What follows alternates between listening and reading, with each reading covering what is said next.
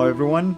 Welcome back to this fabulous series about the book that will be dealing with multiple examples of corrections that were done to early Quranic manuscripts. The book that we are referring to, and we are assessing, when I say we, myself and Dr. J. Smith, is this particular book, as you can see here. And we have done a number of episodes already to build the foundation for why such a topic is important.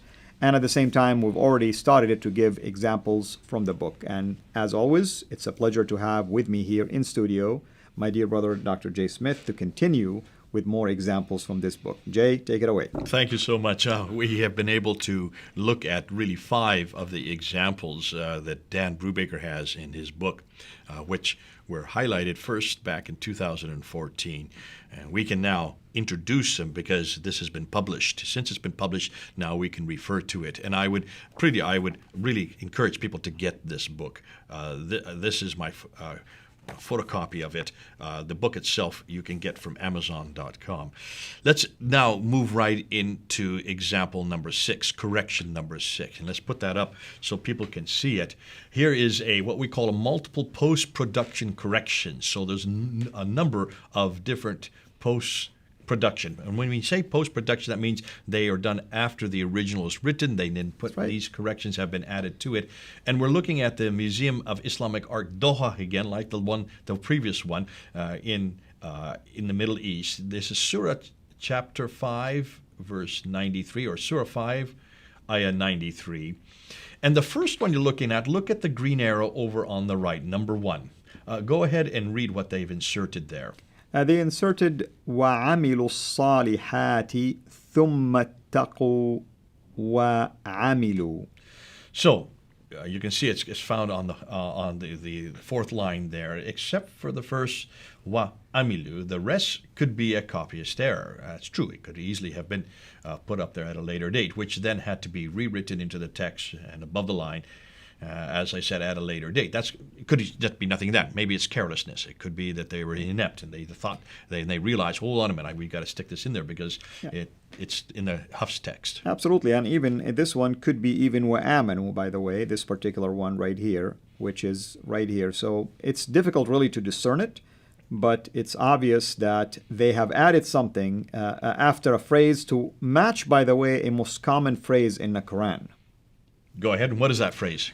آمنوا وعملوا الصالحات. I mean, you hear this all the time. I mean, in many verses, basically, there's redundancy here in the Quran. It's usually آمنوا وعملوا, آمنوا وعملوا. So here, they're trying to match something like this. And obviously, when I say this is a redundancy that's found in the Quran, I'm talking about the 1924 Cairo edition. So that's where... What is that translated to, that phrase? How would you translate that? Meaning, believed and did good deeds. Okay. Yeah. Now, let's go to a more damaging error that's just below that. Look at the green arrow number 2. If you look in just a slight color, red color there, the initial aleph of asanu, do good, it's an imperative, do good, imperative, was omitted when it was first written and had to be added later, but this time in red ink. That is a real error there, isn't that? Absolutely, it's very clear. You can't have asanu without the aleph there. Yeah. So even when they wrote this in the original text, you can see they realized their mistake.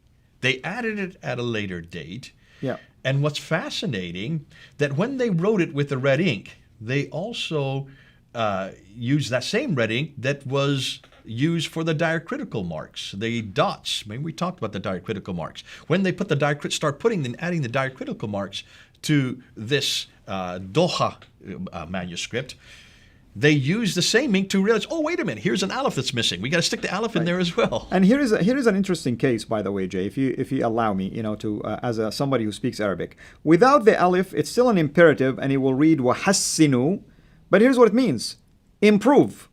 So obviously, somebody came in and decided that we have a standard reading. Ahsinu is possibly based on a Qurayshi reading, and that's the better way to say, and do good. So that's fascinating. Yeah. It fits a reading. That's right. So all of this is post-production, and this means that it is human intervention. We've been trying to get at that all the way through, haven't we? We're trying to get and show that this is a human intervention done by humans at a later state in some ways ineptitude, in some ways they forgot to stick it in there. They had to do it at a later time, same time that they were putting the dots in there, the diacritical marks. Let's go now to number 7, and let's put number 7 up on the screen there. And here is the word that you were noticing earlier when we talked about the insertions. You introduced this. So this is the Petropolis manuscript, which is in the Bibliothèque Nationale de Paris, or France, BNF, there in Paris. Surah 23, ayah 86 to 87, or verse 86 to 87. And what is the word that they've added above the line? Look at number 1 there, the green arrow, number 1. What's the word that they've added there? This is the word. I'm going to highlight it. It's right here, and it's as-sab'a, the 7. Okay. So it used to say, who is the Lord of heavens and the Lord of the great throne. Which is okay to say it. That's right. Yeah. But obviously the Huff's text doesn't say that. And there is a theological insertion here. Okay. To match what is believed of 7 heavens. So there is not only a standardization, there's a theological change here. That's right. Because this now is, what heavens are we talking about? 7 heavens. And of course, that matches what Muhammad says, right? He said when he ascended, he went to the first heaven, second heaven, third heaven. So now this will match what Muhammad supposedly have said. Now, we know that story is not in the Quran. Some people try to say it could be chapter 17, verse 1. Correct. But when it says the great mosque to the farthest mosque, there was no mosque in Jerusalem, and this was in 621. There was no Muslims living in Jerusalem in 621. So it cannot. There's a huge historical anachronism which is introduced but we're at that seeing point. an example of cross-pollination here. Obviously, this is something that had to have been introduced after the 9th century. Correct. Because this whole idea of the 7, the Mi'raj, comes from Al-Bukhari, it comes from Ibn Hisham, it comes from Al-Tabari. I'm giving you 3 sources. One would be the Hadith, the other would be the Cira, the other would be the Tafsir. So these are all 9th and 10th century editions. Exactly. It was at that time that you get the story of the Mi'raj. Mi'raj is the story where he wakes up in the middle of the night, he's told by the angel to get on the winged horse called the Burak, who flies him up to Jerusalem, and from Jerusalem he then ascends the 7 heavens, meets Allah at the 7th heaven, who says you must pray 50 times a day, comes down to the 5th heaven, meets Moses. Moses says, how many times did he ask you to pray? He says, 50. He says, that's way too many. See if you can get it back down. So he goes back, and he bounces back between the 7th and the 5th heaven, between Allah and Moses, getting it down from 50 to 45 to 40, down to 15, 10, down to 5 prayers. I think he got the story confused between Abraham and God, basically, in Genesis 18, because that's what Abraham was doing. But nevertheless, here's the interesting thing about this. Who instituted the 5 prayers for Muslims? Moses. Absolutely. So who's the God of Islam? Moses. We shouldn't laugh, but it seems to me, it looks like it's Moses decides it's down to 5 prayers. That's right. What's he doing in the 5th heaven? Why isn't he up in the 7th heaven?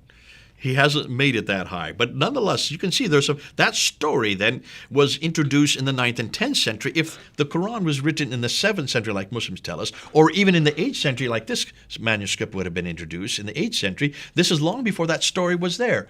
So that's why when the Hafs was then written, remember the Hafs is 796. That's late 8th century. Are you following the timeline? That's right.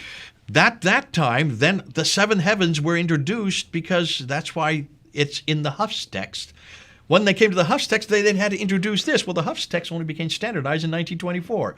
So was this word introduced in 1924, or was it introduced in the 9th century? We know it couldn't have been there in the 8th century, because there were no 7 heavens in the 8th century. And let me emphasize once again, because we may have some Western audience who are familiar with textual criticism of the Bible, and they say, what's the big deal? So what? We do this to the Bible all the time. Thank you. You do this to the Bible, and the Bible survives, and no one here sitting in this room right now, or even outside of this room, saying that the Bible we have in our hand today is the exact replica or the original, and it matches what a copy that is existing in heaven. No one is making claims like this.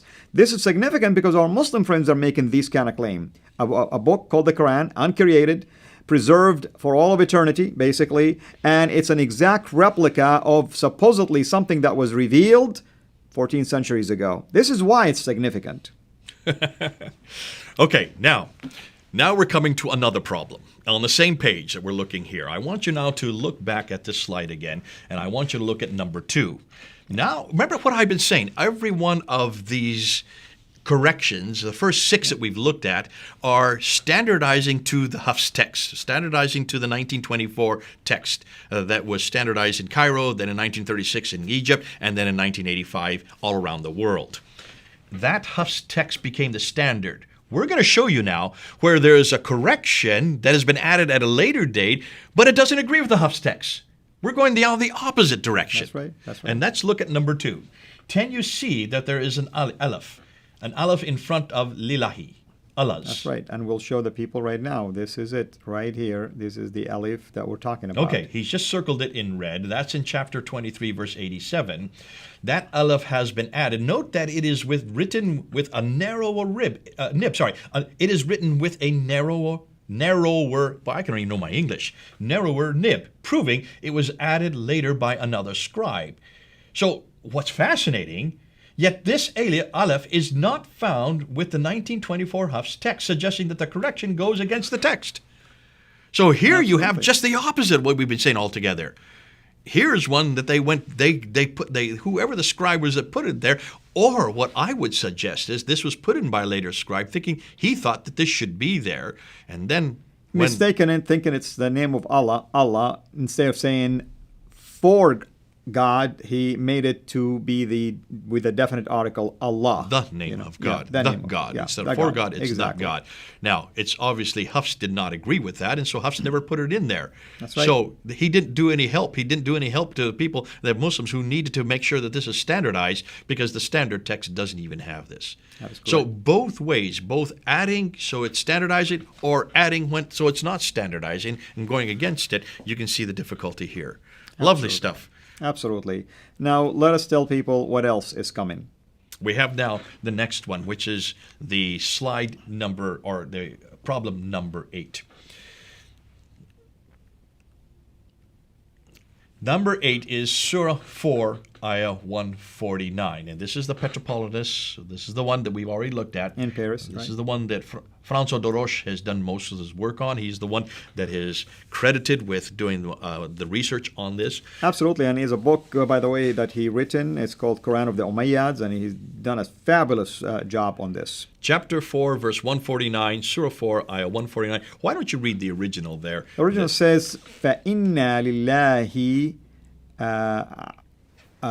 فإن الله عفوا قادرا فإن لله عفوا قادرا, which means so surely Allah forgiving, powerful.